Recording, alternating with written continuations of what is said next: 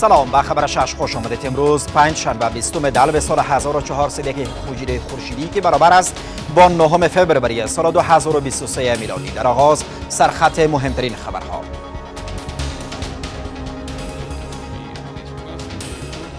نگرانی پوتین از اوضاع بشری در افغانستان، اما مشاور امنیت ملی هند میگوید که هرگز مردم افغانستان را در هنگام نیاز رها نخواهند کرد.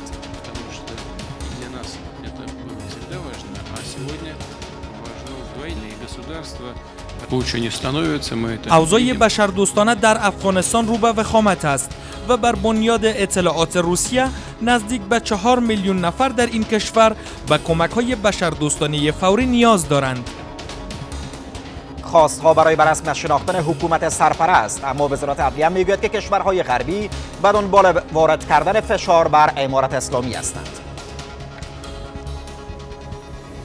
ښاغلي وزیر صاحب لیکونه ما راایسته وویل چې باید نړۍ له اسلامي امارت سره مثبت تعامل وکړي. مثبت تعامل هم دا معنی چې په رسمیت وپېژني او اړوندو برخو کې ستونزې باید حل شي. آغاز روند بررسی زمین‌های شیرپور در آینده نزدیک. کمیسیون جلوگیری از غصب زمین و استرداد آن میگوید بیش از 50 جریب زمین دولتی به گونه ناعادلانه در این منطقه توزیع شده‌اند. ډېر نیک نظر دی ځکه چې دا خود ټول ملت حق دی. نمیشه که برای یک 4 نفر که زورمان بدن گرفتن یا هر کسی که بدن با قیمت بسیار نازل گرفتن، حالا باید قیمتاش بپردازن. نگرانی پایتخت نشینان از بانکنوت‌های فرسوده. این شهروندان میگویند که بانکنوت‌های جدید تنها در اختیار کارمندان دولتی قرار داده می‌شود. و افزایش شمار جانباختگان زمین لرزه ترکیه و سوریه.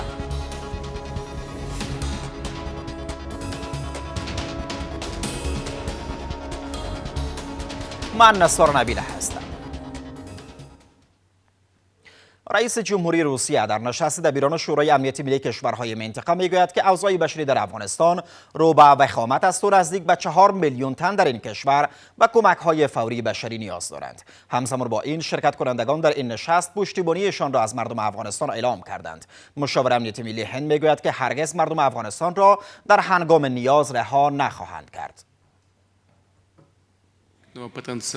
در دومین روز نشست دبیران شورای امنیت ملی کشورهای منطقه درباره افغانستان، شمار شرکت کنندگان این نشست بر ادامه همکاری با افغانستان و پشتیبانی شهروندان این کشور تاکید کردند. رئیس جمهور روسیه در این نشست میگوید که اوضاع بشری در افغانستان نگران کننده است و نزدیک به 4 میلیون تن در این کشور به کمک‌های بشردوستانه فوری نیاز دارند. اوضاع بشردوستانه در افغانستان رو به وخامت است و بر بنیاد اطلاعات روسیه نزدیک به 4 میلیون نفر در این کشور به کمک‌های بشردوستانه فوری نیاز دارند. آقای پوتین همچنان درباره فعال شدن گروه‌های هراس افغان در جهان نگرانی کرده است. از سوی هم مشاور امنیت ملی هند در این نشست پشتیبانیش را از مردم افغانستان اعلام کرده است و میگوید که کشورش افغانستان را در اوضاع بد رها نخواهد کرد. نشست مسکو در مورد افغانستان به دو دلیل امکان نداره که اثرات مفید داشته باشه. یکی نماینده طالبان جزو نداره که از موزگیری افغانستان دفاع کنه و یکی فیصله از را تایید یا رد کنه. دومی که اجنده از اون مشخص واضح نیست در مورد اوضاع فعلی افغانستان که جنبه عملی داشته باشه. پنجمین نشست دبیران شوراهای امنیت ملی کشورهای منطقه درباره افغانستان به روز چهارشنبه در مسکو به حضور نماینده افغانستان برگزار شد. در این نشست هند، ایران، کازاخستان، قرقیزستان، چین، تاجیکستان، ترکمنستان و ازبکستان حضور داشتند. سرپرست وزارت عدلیه از جامعه جهانی می‌خواهد که به جای دشمنی با امارت اسلامی تعامل کند و درباره بررسمی شناختنش گام بردارند. این مقام حکومت سرپرست در دیدار با رئیس یونما میگوید که کشورهای غربی به دنبال وارد کردن فشار بر امارت اسلامی هستند. سخنگوی وزارت عدلیه میگوید که رضا اتونبایوا رئیس دفتر هیئت معاونت سازمان ملل متحد در افغانستان از جامعه جهانی خواسته است که سفارت‌هایشان را در افغانستان باز کنند. رئیس یونما در دیدار با سرپرست وزارت عدلیه درباره دستگاه عدلی و قضایی افغانستان و به رسمیت شناختن امارت اسلامی گفتگو کرده است. سخنگوی وزارت عدلیه میگوید که سرپرست این وزارت از جامعه جهانی خواسته است که با امارت اسلامی وارد تعامل شود.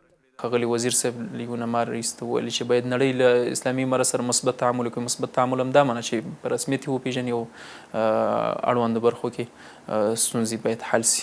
سخنگوی وزارت عدلیه می‌افزاید که رضا اتونبایوا از کشورهای جهان خواسته است که سفارت‌هایشان را در افغانستان باز کنند. یونما د معاونت رئیس هغه ویل چې موږ به نړۍ ته او نورو هیوادونو غواړو چې په افغانستان کې خپل سفارتونه پرانیزي. شماری از آگاهان مسائل سیاسی به این باور هستند که امارت اسلامی باید برای تعامل با جهان بر فرمانهای اخیرش درباره آموزش، تحصیل و کار بانوان و دختران در افغانستان تجدید نظر کنند. از امارت اسلامی افغانستان نیز خواهشمندیم تا شرایط و منشور سازمان ملل متحد که مغایر کلتور و دین مردم افغانستان نباشد آنها را پذیرفته تا باشد افغانستان جاگاه و هویت اصلی خودش را به دست بیاورد.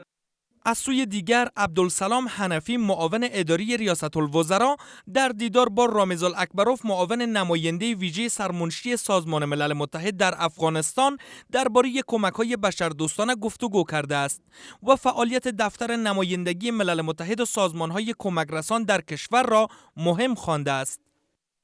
حکومت سرپرست از شورای امنیت سازمان ملل متحد می‌خواهد که ممنوعیت سفر مقام‌های حکومت سرپرست را بردارند. سخنگوی امارت اسلامی می‌گوید که این کار به سود تمامی طرف‌ها خواهد بود و زمینه را برای تعامل فراهم خواهد ساخت. اما شمار از آگاهان سیاسی به این باورند که ادامه این تحریم برخواسته از تمکین نکردن حکومت سرپرست به خواست‌های جامعه جهانی است. حکومت سرپرست اعمال فشار و ادامه محدودیت‌ها را از سوی جامعه جهانی در برطرف شدن مشکلات راه حل نمی‌داند.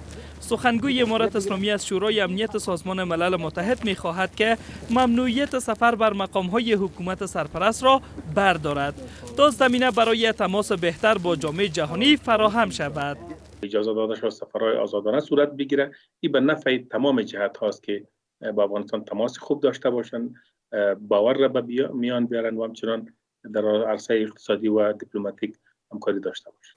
همزمان با این شماری از آگاهان مسائل سیاسی علت تمدید نشدن مافیت سفر برخی از مقام‌های حکومت سرپرست را تمکین نکردن امارت اسلامی به خواست‌های جامعه جهانی می‌دانند. هر قدر رفت و برگشت افراد بلندپای امارت اسلامی با جهان زیادتر شود به همان اندازه می‌توانند که رهبری امارت اسلامی تعاملات بیشتر داشته باشه و این به سود هر دو طرف است. به صورت محدودیت بر سفر بزرگان امارت نمیتوانند با جامعه جهانی افهام و تفهیم کنند، مذاکرات داشته باشند، رفت و آمد داشته باشند و وقتی که رفت و آمد و مذاکرات نباشه مشکلاتی که در میان موجود است چطور هم خواهد شد. دوره مافیت سفرهای ملا عبدالغنی برادر، عبدالسلام حنفی، مولوی عبدالکبیر و چندین مقام دیگر امارت اسلامی به پایان رسیده است، اما تاکنون این مافیت تمدید نشده است.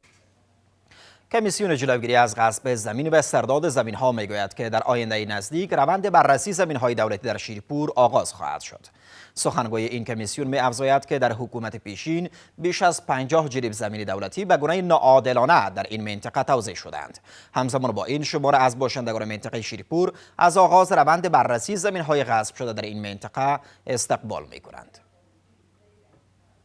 کمیسیون جلوگیری از غصب زمین و استرداد زمین‌های غصب شده به طول نیوز میگوید که هیئت فنی این کمیسیون روند بررسی 50 جریب زمینی را که به مقام‌های پیشین در منطقه شیرپور کابل توزیع شده اند به زودی آغاز خواهد شد.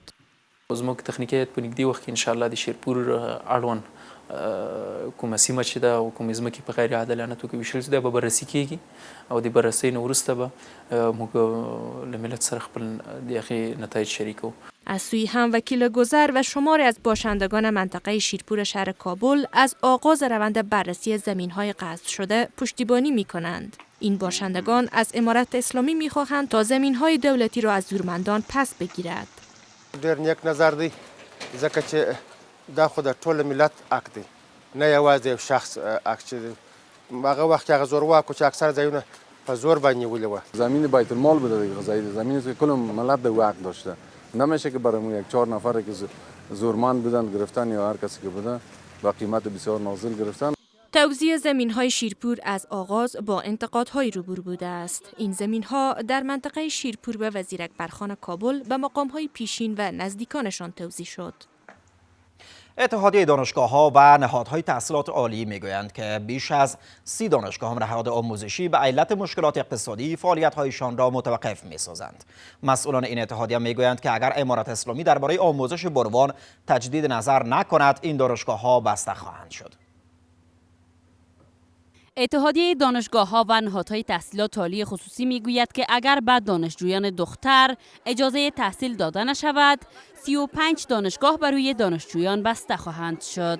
مسئول دفتر رسانه‌های این اتحادیه می‌افزاید که بسیاری از دانشگاه‌ها با مشکل مالی روبرو شدند. پانتونون لړۍ ده چې ما څو اونۍ وړاندې یادونه کړې وه چې په افغانستان کې 15 خصوصي پانتونونو لوړ زده کړو موسسو پریکړه کړې ده چې نور د دې توانایي نه لري خپلې ادارې مخ ته بوځي، نو دوی پرله‌پسې پانتونونه تړل کیږي. این مسدود شدن مرکز ما را از همه مراکز دیگه کرده بیشتر متاثر ساخته، به خاطر که این قسم یک مرکزی که صرف و صرف در اوناس باشه، محصلش اوناس باشه تمامش، هیچ در سطح افغانستان نه که در جهان وجود نداشت این مدل. البته از سوی هم دانشگاه خصوصی افغانستان در خبرنامه گفته است که به علت مشکلات اقتصادی و ترک آموزش از سوی دانشجویان پس از منع آموزش دختران این دانشگاه به فروش گذاشته شده است. در این خبرنامه آمده است که در صورت به فروش نرسیدن این دانشگاه فعالیت‌های آن به حالت تعلیق خواهد آمد. همزمان با این شماره از دانشجویان دختر از امارت اسلامی می‌خواهند که تصمیمش را درباره تحصیل بانوان بازنگری کند. عدم حضور بانوان در دانشگاه که یک بخش قابل ملاحظه از دانشگاه خصوصی را تشکیل میده، باعث شده که بخش زیادی از دانشگاه خصوصی متاسفانه ورشکسته شد. خواست ما از امارات اسلامی و دولت سرپرست می است که بتونن هر چی زودتر دانشگاه ها را برای دخترها باز کنند تا که ما بتونیم سرنوشت خود را معلوم کنیم. بر بنیاد آمارهای اتحادیه دانشگاه‌ها و نهادهای تحصیلات عالی خصوصی تا اکنون 6000 کارمند در دانشگاه‌ها و نهادهای تحصیلات عالی از کارهایشان برکنار شدند.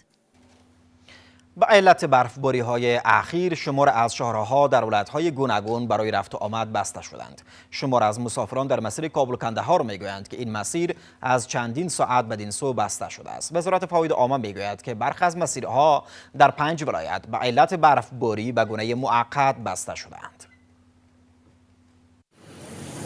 بار دیگر بارش برف در پایتخت کودکان را سرگرم بازی‌های زمستانی ساخته است. باشندگان می‌گویند که از بازی‌های زمستانی لذت می‌برند و نگرانی‌هایشان را برطرف می‌کند. بعد از دیر و بعد برف بارید آمدیم با دوستان یک ساعت برجنگی کردیم، ساعت ما تیر شد. شان خودمون تمام میشه، از خاطر هم برف از فضای آزاد ساعت ما تیر میشه، همچنان کارمون میکنه. اما از سوی هم برفباری‌های پی هم برخی از شاهراه‌ها و کتل‌ها را برای رفت آمد بسته است و شهروندان کشور در بخش‌های گوناگون با مشکل روبرو شدند. این مسافران در مسیر کندهار کابل به علت برفباری در مسیر راه ماندند. کندهار سمو کابل ته سفر کوي په میدان وردګو کې را 3 ساعته کېږي چې بنجو نو د حکومت څخه غوښتنه هم ده چې په لاره کې مرسته وکړي او لاره خلاص کړي. دا 3 ساعته کېږي چې لاره بنده. وزارت فواید عامه میگوید که برخی از مسیرها در ولایت‌های غور، بامیان، دایکندی، فرا و سرپل به گونه موقت بسته شدند. په غور کې د واورې ورښت دوام لري، د بندي بګاک، بندي بایان مسیرونه د ډېرې واورې او توپان له کبله په لنډمهالې توګه تړل سوي دي. د بامیانو هم اجګک کوتل، یکاولنګ، شاتو، ابقل، کرمان او ورس، اقربات کوتل، کوناک کوتل دغه سیمې د ډېرې واورې د ورښت او توپاني حالت له کبله د تګ راتګ پر مخ بند دي.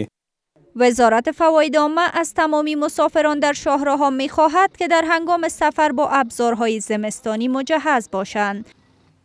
شمار از خانواده‌ها در پایتخت در فصل سرما با مشکلات جدی روبرو هستند. جزئیات در گزارش. امسال زمستان در افغانستان نسبت به سالهای پیش سردتر بوده است. و شمار از خانواده ها برای گرم کردن خانه هایشان توان خرید مواد سوخت را ندارند. نسرین گل 65 ساله با پختن نان روزگارش را به پیش می برد. می گوید که تنها نانآور خانواده‌اش است و در این زمستان با مشکل می تواند شب و روزش را سپری کند. خرچ خانه می تا که نانبایی می کردم، از نانبایی بود، نانبایی که دانه کشیدم مریض شدم، با دیگه بیخی دیگه احتیاج محتاج شدم دیگه. مانند نسرین گل خانواده های دیگر نیز با مشکلات اقتصادی روبرو هستند. این بانو مسئولیت خانواده 3 نفریش را بر عهده دارد. میگوید که با فقر و تنگ دستی روبرو است. سرد است، اقدر سرد است، هیچ روز ندارم غیر از سردردی، هیچ وعده سرم و پیشانی مواز نیست. خانه بسیار یخ است. شمار از کارگران به این باور هستند که در سرما کار و بارشان کاهش یافته است و با مشکل جدی روبرو هستند. نرخ‌ها بالاست بسیار، این قیمت است، لیم قیمت است. در همین حال معین وزارت کار و امور اجتماعی میگوید که به علت سردی هوا پروژه های توسعه‌ای در بخش‌های سردسیر عملی نمی‌شوند و بیکاری افزایش می‌یابد. بخش‌های کارگری که ما در پروژه ها میاندازیم در زمستان کار نمیشه. کارگرایی که در معادن و دینا کار میکنه زمستان کار کرده نمیتونه. پیش از این بانک جهانی گزارش داده است که شمار افغان‌هایی که توان فراهم کردن خوراک و نیازهای نخستینش را ندارند در 7 ماه گذشته به گونه چشمگیر افزایش یافتند.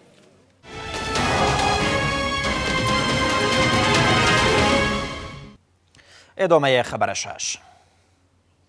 شمار از باشندگان کابل از افزایش بانکنوت‌های فرسوده شکایت دارند. این باشندگان ادعا دارند که بانکنوت‌های جدید تنها در اختیار کارمندان دولتی قرار می‌گیرد و این بانکنوت‌ها به مردم عام توزیع نمی‌شود. در این میان اتحادیه صرافان سرای شاهزاده می‌گوید که بانکنوت‌های فرسوده صرافان را با مشکل روبرو کرده است. شماری از باشندگان کابل از روند توزیع بانکنوت‌های تازه انتقاد می‌کنند و از امارت اسلامی می‌خواهند که این بانکنوت‌ها را در اختیار تمامی شهروندان قرار بدهد. وقتی که ما در بانک‌ها میریم پول حساب نو به ما نمیده، فقط پول نو با چیز به کارمندای دولت است، دیگه به مردم عادی نیست. ما از دولت خواهش می‌کنیم که این پول به مردم هم بسیار در بازار بکشه که مردم مزید استفاده کنه و کارمندای دولتی. روز از بانک پول گرفتم، پول کونه توزیع کرد، اما این مشکل برش گفتم که پول نو گفت ما مشکلات داریم تا مشکل حل شه بعداً توزیع میشه. ما که ماش گرفتیم، ما نصفش پول کونه دادن، نصفش پول نو دادن. پولش خوب صحیح پول نو بود. اما فعلا ما راضی هستیم. در همین حال شماری از پایتخت نشینان میگویند که بانکنوت‌های فرسوده در بازارها افزایش یافته است. پیسه نو برای ما هیچ نرسیده، پیسه ما فرسوده است که هر بانک که میرم این پیسه را از ما نمیگیرم. پول بانک بسیار فرسوده شده، بسیاریش لمبر بدل مبره، بسیاریش چه مبره والا تا خبر نداریم پیسه نو میگن آمده، نمیفهم که آمده یا نامده. از سوی هم اتحادیه صرافان سرای شاهزاده کابل میگوید که بانکنوت‌های تازه چاپ شده 10 تا 100 افغانیگی مشکل صرافان را نمیتواند برطرف کند. په مارکیټ کې 1500 ګون او زرګون د افغانیو په بې حده اندازه باندې پریمانه دي او زړې سوي دي. نو زما هیله او ارزو د افغانستان بانک او د امارت اسلامي د مسؤلینو څخه دا ده چې دغه موضوع ته ډیره جدي توجه وکړي ترڅو چې زموږ مارکیټ ته 1500 ګون او زرګون د افغانیو هم راسي. در سال 2022 میلادی افغانستان با 2 شرکت فرانسوی و پولندی پیمان چاپ پول را امضا کرد و تا اکنون 2 محموله از پولهای تازه چاپ شده از سوی شرکت پولندی وارد کشور شده است. شرکت برشنا میگوید که برق وارداتی ازبکستان از سراز به این سو به حالت عادی برگشته است. مسئولان این شرکت می‌افزایند که اکنون پایتخت نشینان در یک شبانه روز 9 ساعت برق دارند. با این حال اتاق صنایع و معادن میگوید که پارک‌های صنعتی در 24 ساعت 9 ساعت برق دارد و این مقدار برای تولید فرآورده‌های داخلی بسنده نیست. رسیدیم به پایان خبر 6. تا برنامه دیگر خدا نگهدار و به امید آینده بهتر.